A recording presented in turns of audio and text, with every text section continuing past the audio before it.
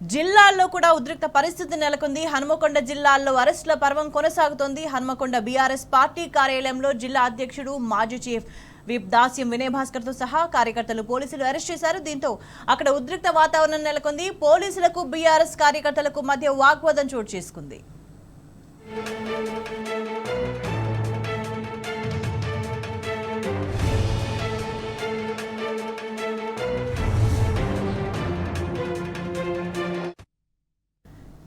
So ఈ నేపథ్యంలో మనకి హన్మకొండ నుంచి మరింత సమాచారాన్ని మా ప్రతినిధి రవికాంత్ లైవ్ లో అందిస్తారు. రవికాంత్, అక్కడ ఏం జరుగుతుంది, ఎట్లాంటి పరిస్థితి కనిపిస్తోంది? ఉమ్మడి వరంగల్ జిల్లా వ్యాప్తంగా అయితే ఒక నిర్బంధపూరితమైన వాతావరణమే మనకు కనిపిస్తూ ఉంది. ఒక ఎమర్జెన్సీని తలపించే విధంగా ఉమ్మడి వరంగల్ జిల్లాకు సంబంధించినటువంటి పరిస్థితులు మనకు కనిపిస్తూ ఉన్నాయి. ఇటు ములుగు కావచ్చు, మహబూబాబాద్ జిల్లా కావచ్చు, వరంగల్ జిల్లా, ప్రస్తుతం మనం ఉన్నటువంటి హన్మకొండ జిల్లా పూర్తి స్థాయిలో ఎక్కడికక్కడ నాయకులను, కార్యకర్తలను హౌస్ అరెస్ట్ చేశారు, నిర్బంధాలకు గురి చేస్తున్న పరిస్థితి మనకు కనిపిస్తూ ఉంది. ఒక హాస్యాస్పదమైన విషయం వల్ల మనం మాట్లాడుకోవాల్సిన అవసరం ఉంది. ముఖ్యంగా ఎవరైతే నాయకులు ఇళ్ల దగ్గర ఉంటారో వాళ్ళనే పోలీసులు ఫోన్ చేసి పోలీస్ స్టేషన్లో పిలిపించుకుంటున్న పరిస్థితి మనం చూస్తూ ఉన్నాం. అంటే ఇంత దారుణమైన పరిస్థితుల్లో రాష్ట్రం ఉందని మనం అర్థం చేసుకోవాల్సి ఉంటుంది. మనతో పాటు వినయ్ భాస్కర్ గారు ఉన్నారు. వినయ్ భాస్కర్ గారు హన్మకొండ పార్టీ ఆఫీస్కు రెగ్యులర్గా వస్తూ ఉంటారు.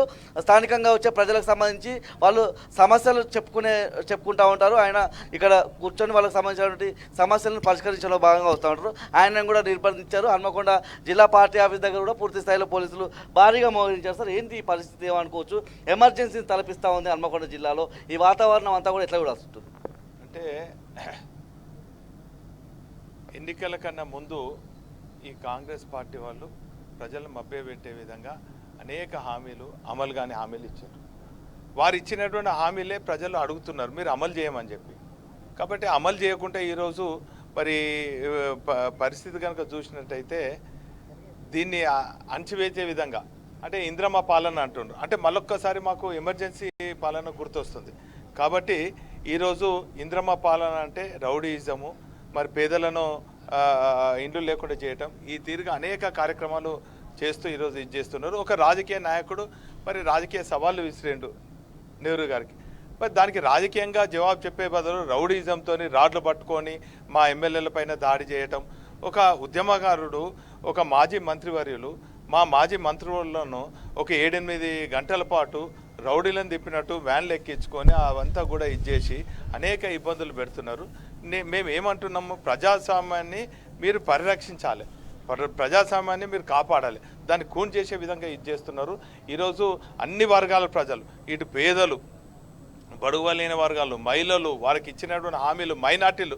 మొన్న మా దగ్గర ఒక మసీదు మొత్తం భయంకరమైనటువంటి కుంగిపోయింది, దాన్ని ఇది చేయమంటే చేయలేదు. ఈరోజు అనేక మరి వాగ్దానాలను మరి అమలు చేయకుండా మా గుడిసెలు కూలగొడుతున్నారు. మా గుడిసెలను అడిగితే దీని వెనక బీఆర్ఎస్ పార్టీ వాళ్ళు ఉన్నారంటున్నారు. ఈరోజు మీరు చేసే పనులు మీరు చక్కగా చేస్తే ప్రజలు ప్రశ్నించారు కదా. కాబట్టి ఈరోజు ప్రజాస్వామ్యాన్ని మీరు కోని చేస్తున్నారు. హన్మకొండ పార్టీ ఆఫీస్లో కూడా కార్యక్రమం జరుగుతూ ఉంటున్నది. ప్రతి ఒక్కరిని కూడా పేరు నమోదు చేసి పంపిస్తూ ఉన్నారు. ఇట్లాంటి పరిస్థితులు గతంలో ఎప్పుడైనా చూసారా? ఏంటి పరిస్థితులకు కారణం ఏంటనుకోవచ్చు? వాస్తవంగా ఇది బీఆర్ఎస్ పార్టీ కార్యాలయం. ప్రజలు స్వేచ్ఛంగా వచ్చిపోయే వాతావరణం ఇక్కడ ఉండాలి, ఉన్నది కూడా. అనేక సమస్యలపైన ఇక్కడికి ఈ కార్యాలయానికి అనేక మంది అన్ని వర్గాల ప్రజలు వాళ్ళు వస్తున్నారు. కానీ దీన్ని రానియకుండా నిర్బంధించి ఇటు మమ్మల్ని లోపల ఉన్న వాళ్ళని బయటికి పోనీయకుండా, బయట ఉన్న వాళ్ళని లోపల రానియకుండా ఒక ఉద్రిక్త వాతావరణాన్ని వీళ్ళు సృష్టిస్తున్నారు. కాబట్టి దీన్ని మేము తీవ్రంగా ఖండిస్తున్నాం. ఏదేమైనా కూడా మేము ప్రజాస్వామ్యబద్ధంగా మేము మా ఆందోళన కార్యక్రమం చేస్తాం. నిన్న హరీష్ రావు గారి సంఘటన కూడా మనం చూసాము. పెయిన్ వస్తుంది, నేను హాస్పిటల్కి వెళ్ళాలంటే 3 వాహనాలను పెట్టి కాసేపటి క్రితమే తీసుకుపోయిన పరిస్థితి. ఆయన వెళ్తానంటే వద్దని వారిస్తూ ఉన్నారు. ఆరోగ్య సమస్యలు వస్తే కూడా ఆసుపత్రులకు వెళ్ళొద్దా, హౌస్ అరెస్ట్లోనే ఉండాలంటే ఏం చెప్తారు? అంటే వాస్తవంగా అతను ఉద్యమ సమయంలో సరైన సమయంలో అన్నం తినకనో, నీరు తాగకనో, ఇంకేదో చాలా అనారోగ్యంగా గురైనాను. మరి అటువంటి సమయంలో మరి వారికి చాలా మంది పేషెంట్స్ ఉన్నారు. మరి వాళ్ళకు టైంకు గోళీలు వేసుకునేది ఉంటే మత్స్యంచారి గారు కూడా వారు కూడా అనేక అనారోగ్యంతో బాధపడుతున్నారు. అటువంటి వాళ్ళను కూడా సరైన సమయంలో భోజనం తీసుకోకుండా, నీళ్లు అందియకుండా, చివరికి గోళీలు వేసుకోకుండా కూడా చేస్తున్నారు. దాన్ని బట్టి చూస్తుంటే వీళ్ళు కావాలని అంటే డైవర్షన్ పాలిటిక్స్ చేస్తున్నారు. ఈరోజు ప్రజలు అడిగేది ఒకటి, వీళ్ళు చేసేది ఒకటి. కాబట్టి మేము ఏ తీరుగైనా కూడా ప్రజాస్వామ్యాన్ని పరిరక్షించడానికి మేము ఆర్నిషలు కృషి చేస్తాం. చీఫ్ విప్గా కూడా పనిచేశారు. పిఎస్సిఎస్ పదవికి సంబంధించిన ఒక వివాదం అయితే మనకు కనిపిస్తూ ఉంది. గాంధీ గారు మీ పార్టీలో ఉన్నామంటున్నారు. గాంధీ గారి దగ్గరికి వెళ్తామంటే కుదరదని చెప్తున్న పరిస్థితి. వాళ్ళ గాంధీ గారు మాత్రం స్వేచ్ఛగా వచ్చి దాడి చేసి వెళ్ళొచ్చు. వీళ్ళు వెళ్ళి మా పార్టీకి సంబంధించిన వ్యక్తిగానే మేము అక్కడికి వెళ్ళి సన్మానిస్తామంటే హౌస్ అరెస్ట్ చేస్తూ ఉన్నారు. ఇటు షంబీపూర్ రాజు గారిని కావచ్చు, ఇటు కౌశిక్ రెడ్డి గారిని కావచ్చు. దీని అంతా ఎట్లా అర్థం చేసుకోవాల్సి ఉంటుంది? అంటే కేవలం కౌశిక్ రెడ్డి గారినో లేకుంటే షంబీపూర్ రాజు కాదు, రాష్ట్ర వ్యాప్తంగా కూడా మా బీఆర్ఎస్ పార్టీ కార్యాలయం పైన దాడులు చేస్తున్నారు. మరి పోలీసు వాళ్ళతో అరెస్ట్ చేయిస్తున్నారు. మరి రకరకాల నాయకులను కూడా మరి హౌస్ అరెస్ట్తో పాటు పోలీస్ స్టేషన్లో నిర్బంధిస్తున్నారు. ఏదేమైనప్పటికీ కూడా ఈ నిర్బంధం, ఈ పోలీస్ అరెస్టులు మాకు కొత్త కాదు. మేము సమైక్య రాష్ట్రంలో బాగా ఉద్యమం చేసిన వాళ్ళము. ఖచ్చితంగా మరి ఈ పోలీసులకు భయపడేది కాదు.